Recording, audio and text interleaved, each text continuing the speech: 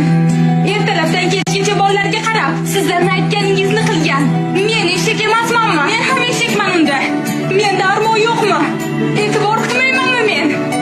Eshak bo'lganim yetmagandek, o'zimga ham vaqtim yo'q. Yana senga vitamin bera olmayotgan ekanman, ha?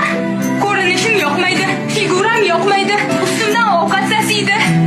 Men senga turmushga chiqishimdan oldin bunday emasdim.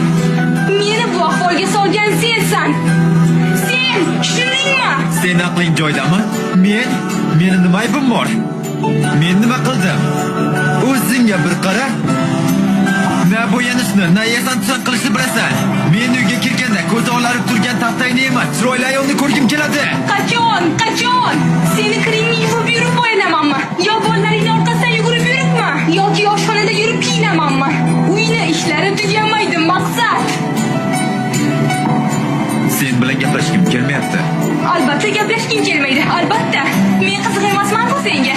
Bilasanmi nega? Sababi sen alohida rivojlanib ketgansan. Meni bu oshxonaga qamading-da. O'zing bo'lak ketding. Men bu yerda bolalarni tug'arkanman, katta qilarkanman, boqarkanman, uyda o'tirarkanman.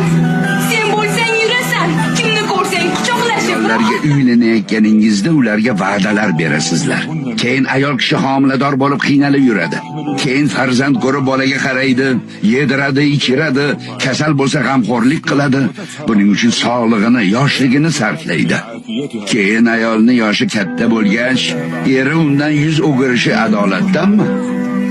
Agar u ayol uyiga va bolalariga qaramay qo'yganda, faqat o'ziga oro berib, eriga chiroyli ko'rinish bilan ovora bo'lganda edi, naqadar yomon uy bekasi, yomon ona der edingiz. Ayol nima qilsin?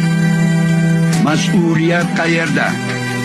Ayollaringiz borasida Allohdan qo'rqinglar.